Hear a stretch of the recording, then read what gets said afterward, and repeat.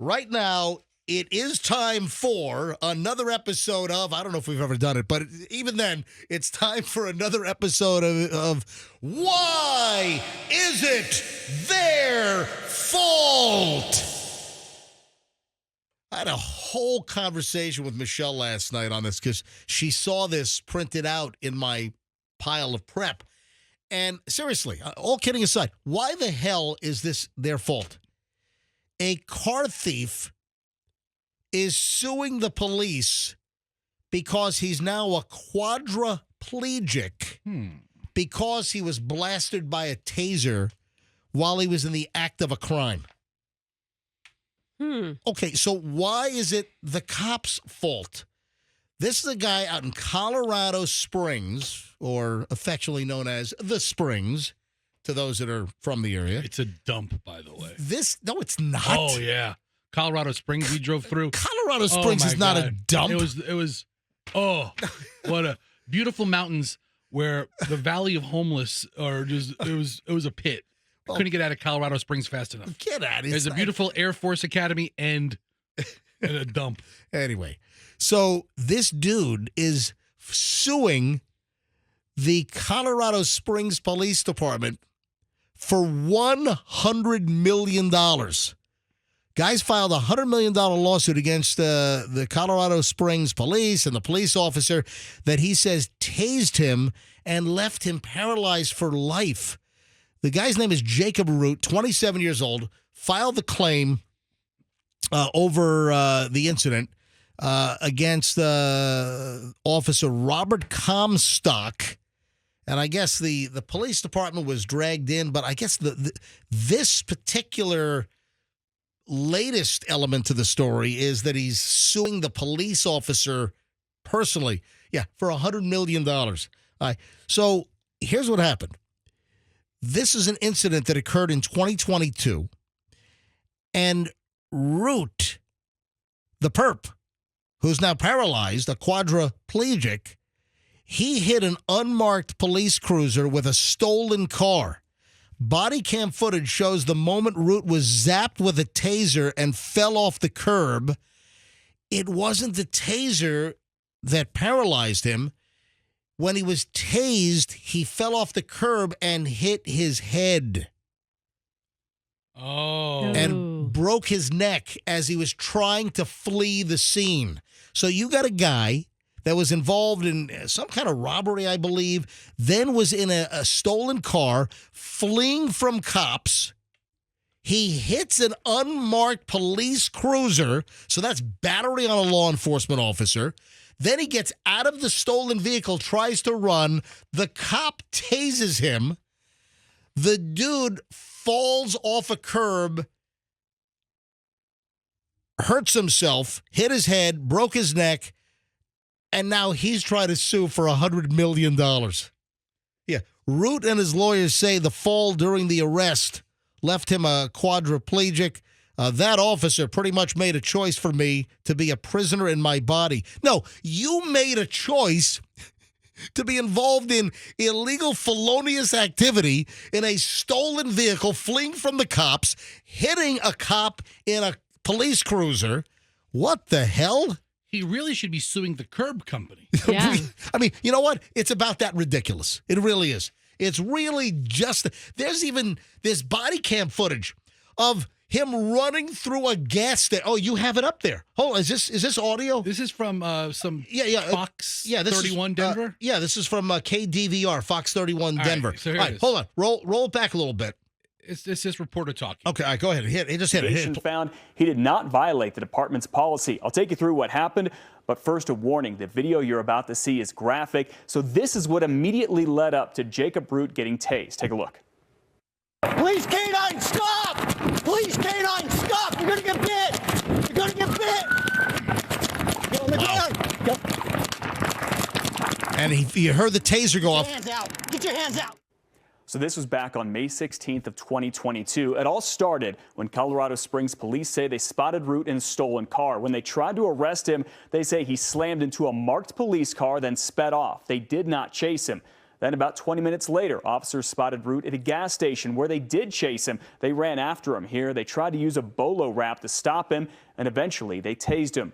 Root broke his neck when he fell, and his lawyers say the officer did not follow policy by not specifically warning that Root was going to get tased and by tasing him on a rocky, elevated surface where he could fall and get hurt. I'm not independent. I can't feed myself. Growing up, being able to do gymnastics to being stuck in a chair. What is that? This guy's claimed that growing up he did gymnastics? That's We all did. I'll tell you what. That's the spectrum of his life, from somersaults to... Hey, Jacob Root, you made a decision to be involved in illegal felonious activity, stolen car. That report said he hit a marked police car. The written report I have says that it was an unmarked cop cruiser that was hit.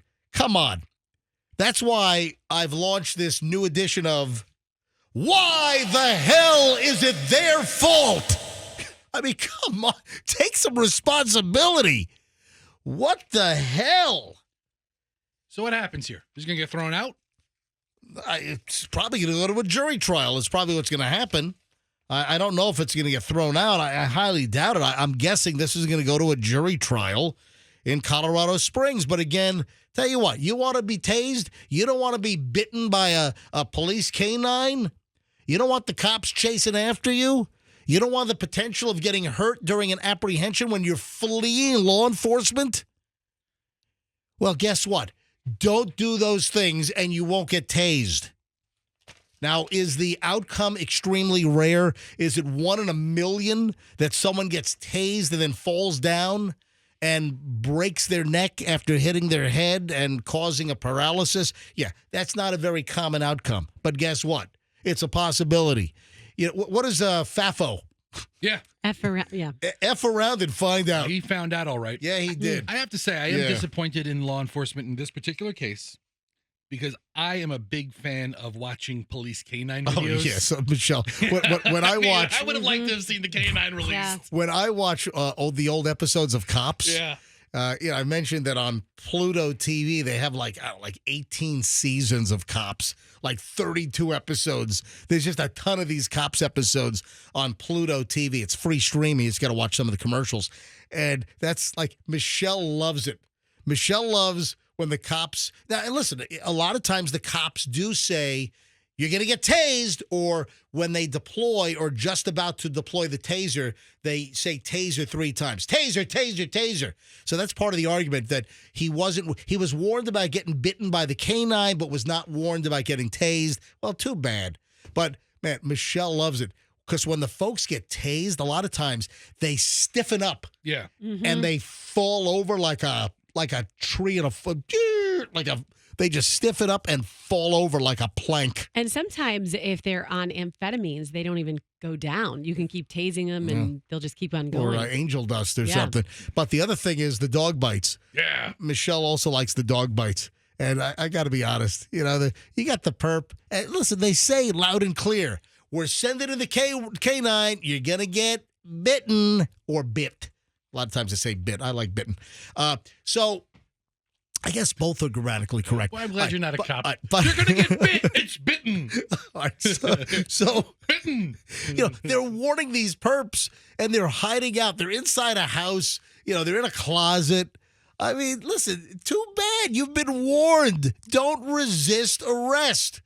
If they've got a canine, and a lot of folks are like, they're afraid of the dogs. A lot of folks, the minute they threaten sending the canine in, they're like, all right, I give up. But there are plenty of perps and you got the dog, whether it's a Belgian Malinois or a German Shepherd or whatever. And those dogs, do you know the PSI? Do you know the pounds per square inch of jaw pressure that these canines have? And they're just chewing on the perp's leg. Or, hey, I did a ride along. This was, this is a while ago. This is probably 12, 13 years ago. I was doing one of my many Hillsborough County Sheriff's Office ride-alongs, and we were on North Florida. North of Fletcher. Okay. So north of Fowler and Fletcher on North Florida. And there was a kind of like a small little, like a buy here, pay here auto dealership. There's a couple of them up there. You know what I'm talking about? Mm-hmm. And it was just like an old building and a little bit like a fenced-in lot. It was a buy here, pay here. And it turned out that clearly the place was cased. And they had 2 expensive, like, ninja bikes, crotch rockets, inside the little showroom of this little car dealership. I mean, really kind of a seedy, buy here, pay here kind of car dealership place. Very small building. But somebody had obviously seen that there were 2 of these bikes. So somebody had been there earlier, they had seen that there were 2 of these expensive crotch rocket bikes. They go back at like 1 in the morning, and I'm doing an overnight ride along. And I think I was with Steve Lewis, who's now retired from the HCSO.